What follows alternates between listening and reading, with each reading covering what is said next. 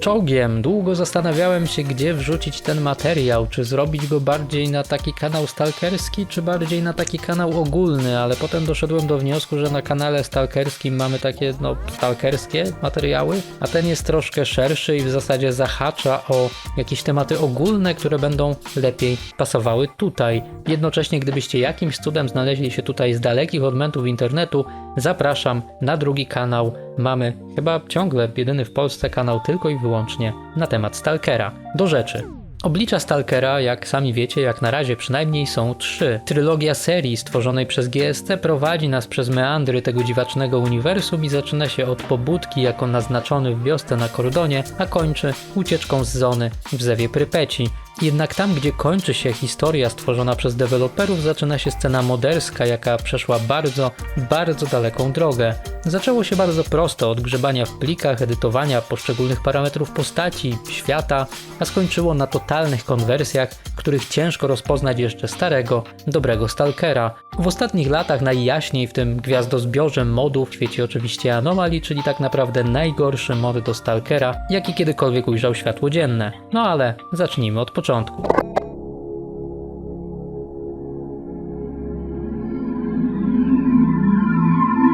Wydaje mi się, że nie jestem jeszcze taki stary i znajdzie się tutaj kilka osób pamiętających te narastające oczekiwania względem najpierw Oblivion Losta, czyli takiego protoplasty pierwotnego Stalkera, a potem już Cienia Czarnobyla. Każdy miał jakieś takie swoje wyobrażenie i zderzył je z rzeczywistością już po tym, kiedy gra wyszła na rynku. Niektórzy, tak jak na przykład ja, nie zrobili tego od razu, bo mój ówczesny komp pozwalał wyciągnąć zawrotne góra kilkanaście klatek i na serio miałem okazję zagrać nieco później, ale ogólnie byłem bardzo zadowolony z tego, co widzę i to nawet pomimo faktu, że finalnie dostałem tak naprawdę tylko ambitniejszą strzelankę, a nie survivalowego RPGa z krwi i kości, tak jak na początku w 2001 roku obiecywali deweloperzy. W tamtych, nie ma co ukrywać, nieco innych czasach nawet nie przyszło mi do głowy, by grać z kimś w kooperacji albo traktować tej gry jako symulatora, jakiejś strzelanki taktycznej obudowanej toną mechanik kręcących się wokół sprzętu. Stalker oczywiście trochę tego miał, ale to ciągle była pozycja o dość niskim progu wejścia, nieprzesadnie trudna, ale wymagająca odrobiny cierpliwości dla pewnych takich, powiedzmy, slavjunkowych rozwiązań, których było sporo, ale już zauważalnie mniej niż na przykład w takim Codename Outbreak, czyli poprzedniej grze GSC, lub innych grach ze wschodu końcówki lat 90. czy początku XXI wieku.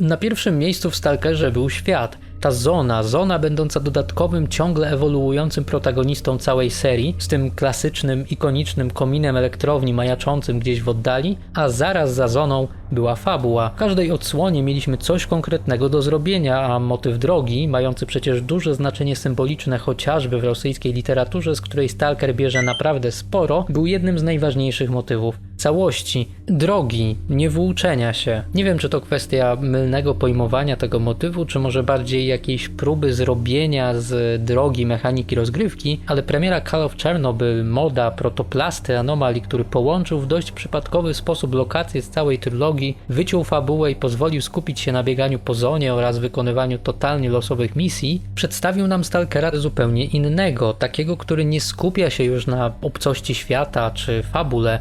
W kolejnych latach mechanizmy tego moda ewoluowały i finalnie przeżyły drugą młodość wraz z premierą właśnie Anomaly, które nie kryjąc się z tym przesadnie, zrobiło ze Stalkera free-to-playowego, wszak nie potrzebujecie podstawki by zagrać, potworka, w którym kompletnie bez żadnego powodu włóczymy się po zonie, zbieramy coraz to nowsze wyposażenie, bawimy się w domorosłego technika i spieniężamy złom, jakiego nie da się do niczego użyć, po czym po prostu wracamy na szlak i tak w kółko i w kółko. Wszystko to zostało osadzone na jakichś takich podstawach kojarzących się ze Stalkerem.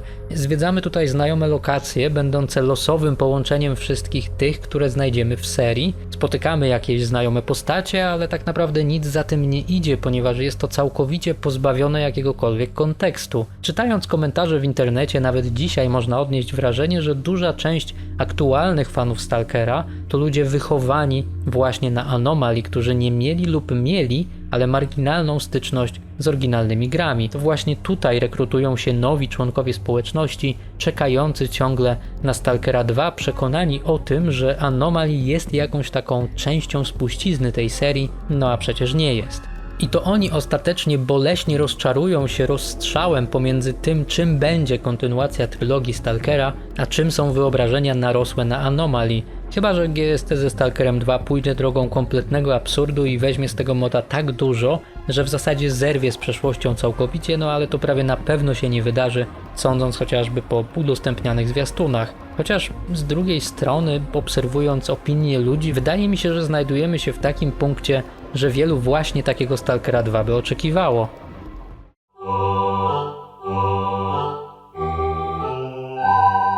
I ta seria Stalkera jest tutaj pewnym ewenementem, bo z pewnością kojarzycie DayZ.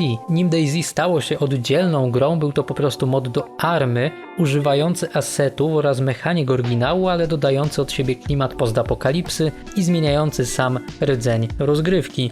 DayZ w wersji takiej modowej szybko zdobył ogromną popularność, co poskutkowało oderwaniem się od korzeni i stworzeniem samodzielnej gry rozwijanej już od Army niezależnie. Podobny los spotkał wiele innych tytułów, chociażby Counter-Strike zaczął przecież jako mod do Half-Life'a, a wkrótce potem rozwinął się w osobną markę, która podobnie jak DayZ z Armą nie ma z oryginałem nic wspólnego. Podobnym punktem zwrotnym w moddingu Stalkera była premiera Call of Chernobyl, czy kilka lat później Anomaly właśnie, jakie próbowało zrobić coś podobnego z produkcją GSC, choć u podstaw brało z niej zdecydowanie więcej niż DayZ i CS ze swoich pierwowzorów. Setting pozostał tutaj z grubsza ten sam, ale środek ciężkości rozgrywki przeniesiono na kompletnie nieistotną część gameplayu, jaką są konflikty pomiędzy frakcjami i walka o dominację nad terenem. Nawet w Czystym Niebie, które wprowadziło i zaakcentowało tę część świata przedstawionego, te przepychanki pomiędzy grupami interesu były całkowicie opcjonalne i nie musieliśmy tego robić. Tutaj w Anomaly stały się jedną z najistotniejszych części rozgrywki, a dokonany na początku przygody wybór frakcji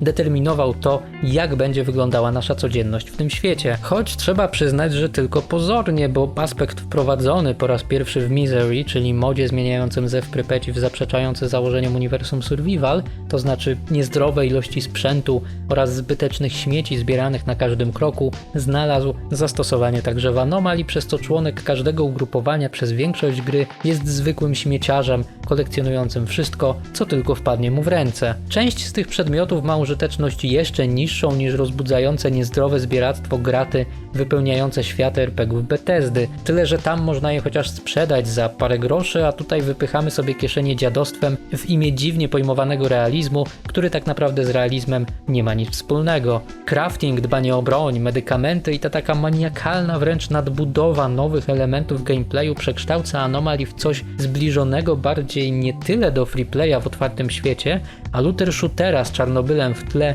i dziwacznie wykręconym lore opartym głównie na starych memach w stylu heheszkowania o tym, co jedna z frakcji robi z pijawkami, a druga z mięsaczami.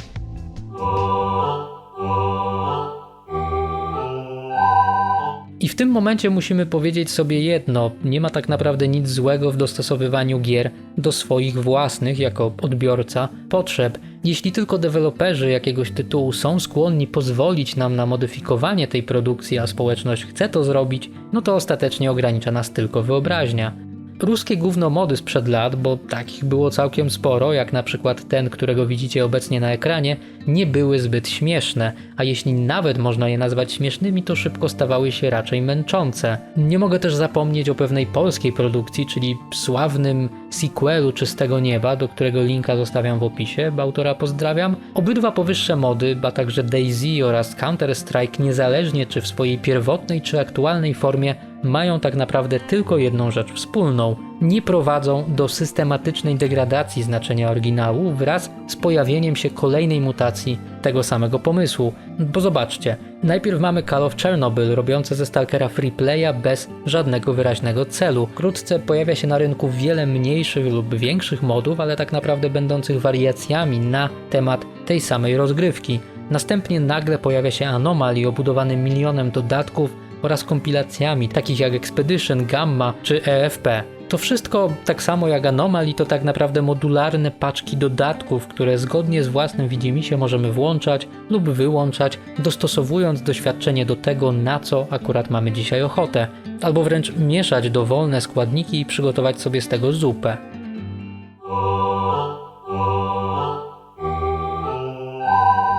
No właśnie, określenie zupa w odniesieniu do Stalkera towarzyszy nam od wielu lat, bo nieco ponad dekadę temu ukazał się rosyjski mod zatytułowany Narodna Jasolianka, a jakiś czas później Stalker Zup, czyli taka zachodnia wersja tego tworu. Solianka oferowała własną, cholernie długą linię fabularną, a w kolejnych latach rozbudowywano tego moda o kolejne zadania i kolejne elementy, finalnie tworząc jakiegoś takiego potworka, którego przejście może zająć naprawdę długie tygodnie, właściwie miesiące. Oprócz tego chętni, odpowiednio szaleni, mogli utrudnić sobie rozgrywkę jeszcze bardziej poprzez instalację OP2, czyli takiej solianki z niewielkimi zmianami fabularnymi oraz absurdalnie wysokim i mocno nieuczciwym w stosunku do gracza poziomem trudności. Choć te zupy miały tak naprawdę średni smak, to przez długi czas uchodziły za szczytowe osiągnięcie sceny moderskiej Stalkera i przy okazji wzór bądź dwa skrajne wzory, licząc OP2 jako coś osobnego, tego, na czym polega modding tej produkcji. Oczywiście, że wielu ludzi nie rozumiało istoty tworzenia takich molochów mielących znane motywy i wydarzenia w nowy sposób, co często prowadziło do bagatelizowania ich roli.